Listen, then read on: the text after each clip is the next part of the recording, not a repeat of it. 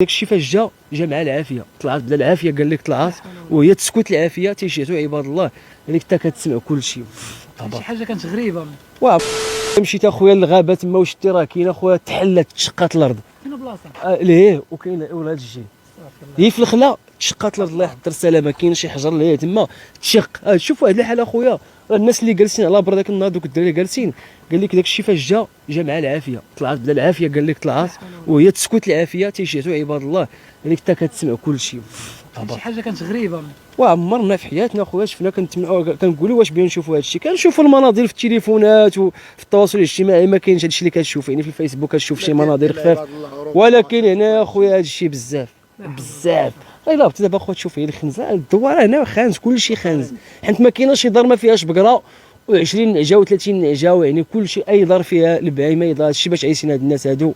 الله يفرج اخي. الله يحفظكم اخويا يا ربي امين. انتم شكرا لكم بزاف جيتوا عندنا اخويا وسولتوا عندنا، كنتمناو لكم حتى الناس اللي تيشوفونا كنتمناو لهم الخير اخويا. هادشي اللي عطا الله اللي تيعرفنا ما تيعرفناش اجرنا لله تعالى. الحمد لله. شكرا بزاف.